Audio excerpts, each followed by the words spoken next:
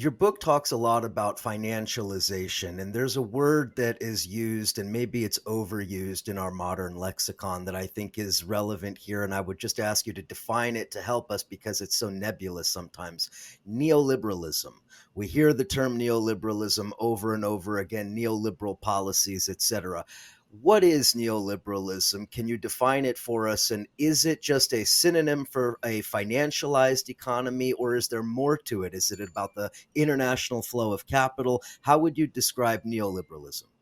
Well, liberalism has always meant get rid of the state. It means reduce the state. And the liberals in the 19th century wanted to get rid of the state when it was controlled by the landlord class, the House of Lords in England, the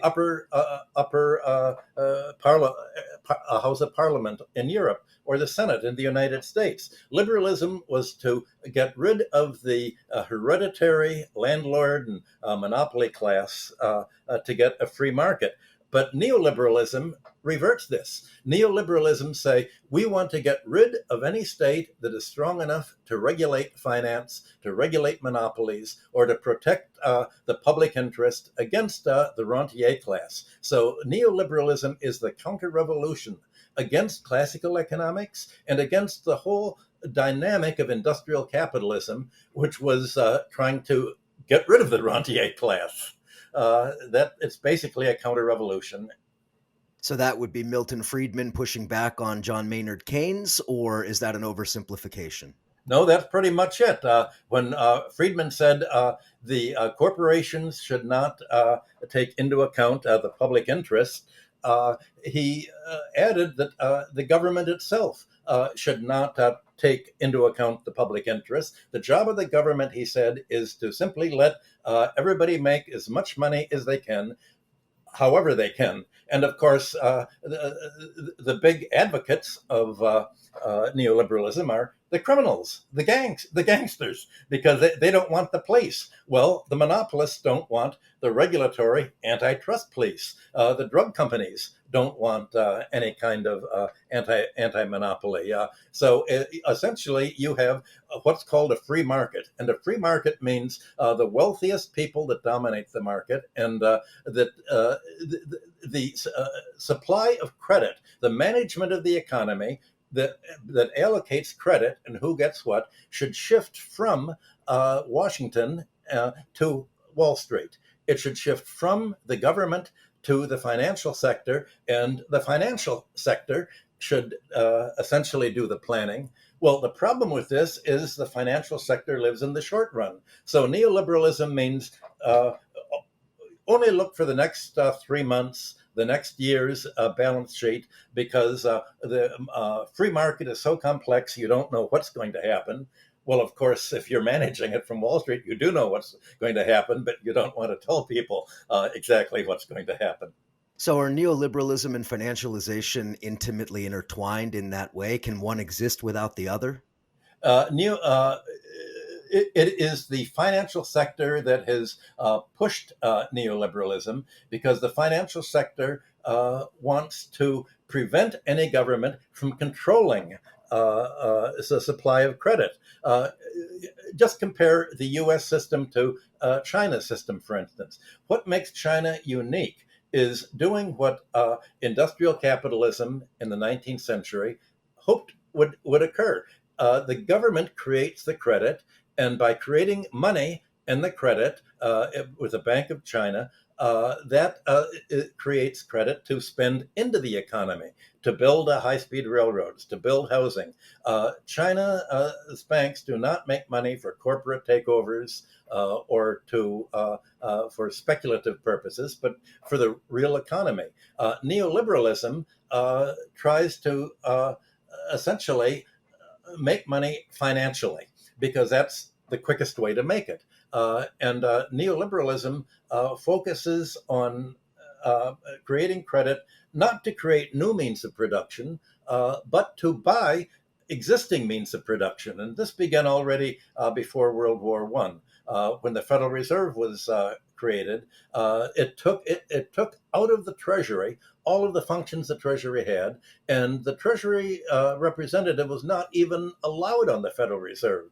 Everything was changed, was shifted basically to Wall Street and Philadelphia and Boston and other financial centers. So, and the at that time, banks were known as the mother of trusts. If you wanted to make money financially, you would buy all the different copper companies and you'd make a copper trust. You'd merge them. You'd buy up all of the steel companies and make the steel trust to charge monopoly prices. The easiest way to make money is not to produce, but to be a rent extractor, be a monopolist, and get in a position where people have to buy what you're producing, and don't have any regulatory agency to prevent you from charging whatever you want for basic needs, like you're seeing in healthcare, education, and everything that's driving the economy into debt. So the effect of neoliberalism is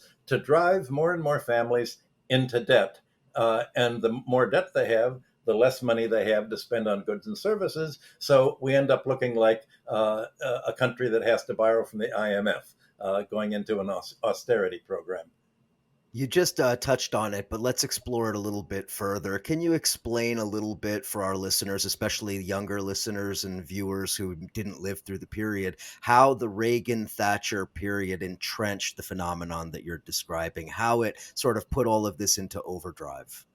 Well, let's begin in England. The After World War II, the government of England had undertook a huge public housing program, and they developed most of the basic utilities as public enterprises so that they could provide telephone service, railway service, a bus service, and housing at a low cost.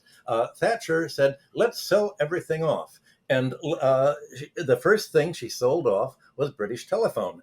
And she sold off the company at such a low rate that all the customers were allowed to buy a few shares in them. And they could double their money overnight because they underpriced the shares that they sold to British Telephone. Well, of course, the underwriters were given enormous commissions. They'd usually underwriters, the banks who said, we will promise you'll get X amount for the stock that we sell. They usually get a 3% commission because they have to do research on little companies. But now the biggest companies in England, the commanding heights, were sold off and not at huge commissions. And the big underwriters would buy British Telephone. I don't remember the exact numbers, but it was issued at $3 a share. It doubled to $6 a share that day, $12 a share the next day. All of the wealthiest banks got huge fortunes. Thatcher then said, let's privatize all the housing. You can sell your public housing. And all of a sudden, instead of housing being available to people at low rents they could afford, there was a realist. Everybody began to grab for the real estate, which is now so expensive that workers in London can't afford to live in London. They have to live outside London, and that means they have to take a train or a bus in. Well, very soon after Thatcher took over, the wealthiest lady in England became the daughter of a bus driver, because Thatcher privatized the bus lines, and the father of one of the bus drivers was able to borrow money to buy control of a very small bus line company. What he did was he sold the bus line terminal. Was very convenient in the middle of London, so everybody could get it to go wherever they were going. He sold the terminal to real estate speculators, made enough money to pay off the money that he'd borrowed to buy the bus line, and moved the terminal way to the outside of London, so you had to take a long subway ride to get to the bus line. And he did this, he bought up all of the different bus lines, and all of a sudden it became much harder to take a bus in England. And of course, once the bus line was privatized, they cut all of the services to smaller outlying areas of London, or areas that weren't making a profit, and there weren't many buses going many places. Same thing happened with the railroads. They privatized the railroads. Railway service went way down. The prices tripled. By privatizing public utilities, you added not a huge monopoly rent, but you also added huge interest charges, because you had financiers coming in and saying, "Let's buy this railroad. Let's buy this bus line. Let's buy this." The banks would lend money to speculators or takeover artists or raiders to buy these big companies, and they immediately would buy a public utility that was electricity, that was making or water company that was selling water at a low price. They would triple, quadruple, and 10 times. All the prices went so up that England was deindustrialized. Something similar happened in the United States under Reagan. He began to privatize as much as possible. And when he would privatize a company, he would not only privatize them and they would be sold at whatever they were earning. It was sort of a multiple of their earnings, a price earnings ratio. But then Reagan deregulated everything. He had They were called the Crazies from Utah. Mrs. Gorsuch, the mother of the Supreme Court justice, wanted to deregulate absolutely everything, give away the public domain, let people, let foresters cut down the forest without charge, let oil companies dig without charge. It was a bonanza for the rentier class. It was a bonanza for the rent extractors, and the cost of living went way up. Same thing with banking. Banking was deregulated, and the first thing you had was a gigantic savings and loan fraud. You can make most money in banking. You can make by fraud. My colleague at Kansas City, Bill Black, wrote a book, "The Best Way to Rob a Bank is to Own One." And he was one of the prosecutors in the savings and loan crisis.